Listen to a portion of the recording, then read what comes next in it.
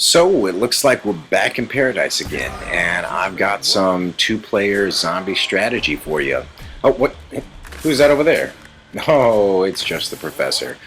Yep, the professor's been on the road for a while, but finally he's back at his Xbox, and we've been playing, trying to figure out some good strategy for you. Now, what you want to do is start out with some spike moors over here, as many as you can get. So 2 players, 4 spike moors, because the zombies will start coming from there. And you get one guy behind you, behind me right now, guarding the window that's right there. And I'm sort of making sure they're not coming through this maze here.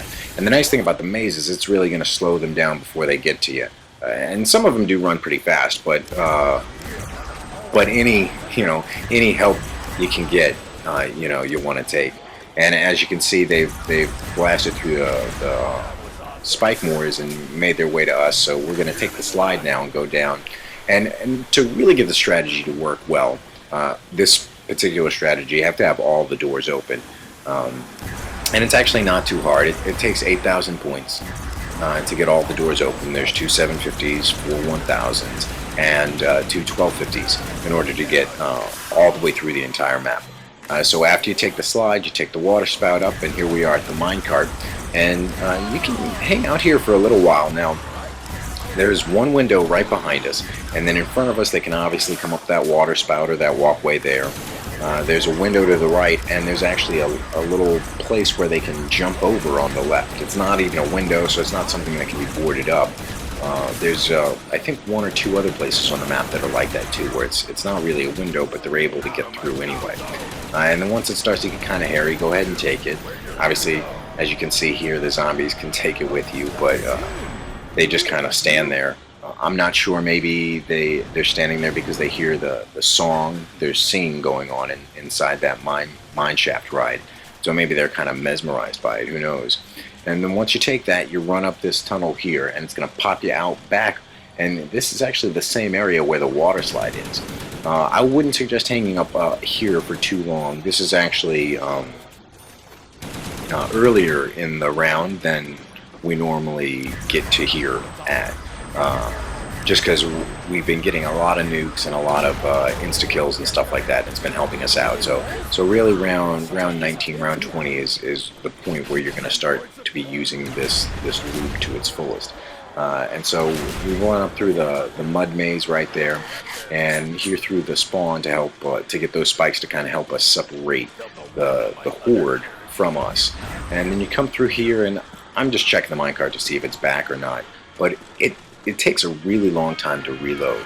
It takes kind of a long time to get started. Once you press it, the door has to open and everything, and so they can still run up and hit you for a few seconds. But the reload time is the worst. It's easily 2 or 3 minutes. So after you do that, you want to run through here. And this right here is, of course, the power room. So you're running down all the way underground. You're running through the power room. And you want to walk slow. You don't want to run too fast because you want to keep the zombies behind you rather than getting in front of you. Just kind of like playing Groot. If any of you played the old World at War, or if you have the extra downloaded maps for Black Ops, the further ahead of you run, or the further ahead of the horde, I should say, you run, the bigger chance there is of zombies spawning in front of you and trapping you in. Look, there's a ton behind us. That water spout's crazy. And he kind of got trapped on the other side on accident. That's something you have to watch for too. You want to kind of time it, especially when you start to have 2 or 3 people on your team, and those spikes can really screw you over if you're trapped even just on one wrong section, because there's 3 little sections that you can get stuck inside, and you just got to be real careful with that. But you make it back through here, and look, we're back where we started. Go ahead and board up the windows, and that's really key to boarding up the windows. The only windows I suggest not to board are the 3 in front of here. That one that you see right there, the one right to the left near the gong, and one right to the right near the gong. Everything else you need to board up, because as you're running, you just need to board it up. You don't want zombies jumping out in front of you. You don't want to give them an easy chance to hit you.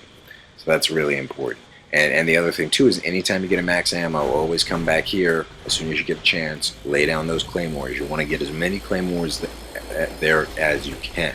And always remember how many you have too, because you got to be sitting there listening to the explosions. So you got four claymores there, 1, 2, 3, and as soon as you get that fourth one, you got to jump on that slide, and you got to go fast. So, but that's the way this map is. That's the way the map is supposed to be played. Is you find a camping spot, you get there, you stay there for a little bit, the zombies start to come, and then off you go, and you escape, and you get to another safe spot where you can kind of watch the entrances, and you hang out for a little bit. But there's always got to be a quick exit. Nice max ammo. That's the other thing too. Is whenever you're leaving crawlers at the end of the round, the more crawlers you leave, the better. Because it always seems to me that, especially if you're doing like the Easter egg or things like that, and there's like a large expanse of time in between the end of the round and the time when you're killing the crawlers, they always seem to drop stuff. A lot of times max ammos and things like that. Sometimes insta kills and on the worst times nukes, and it just ends the round before you get a chance to set yourself up again. But yeah, that's pretty much the strategy. And this will get you up into my guess is at least round 30 before you have to start adding more loops to it and having to go on the minecart 2 or even 3 times. But again, the big thing is knowing how to improvise and knowing what direction you came from, both above and below, because the zombies are going to be following you from both above and below, and that's really important. Because you don't want to loop backwards around on yourself just because you think they're not there, because you went from above ground to below the spawn, let's say. That doesn't mean they're not going to be there. You just haven't seen them yet. So you got to be really careful with that. You got to be really careful where you're headed. So yeah, I guess the only other really good advice I would have for you is we ignore the box when we first start the round. We ignore Juggernog. We buy the M14, hoard points, and the very first thing we do is we head down, turn on the power, and buy the Bowie knife. Because it doesn't matter where you camp. If you got the Bowie knife, you're set all the way until round 9. You don't have to buy another gun. And the amount of max ammos you get, it's just points after points after points with the handgun.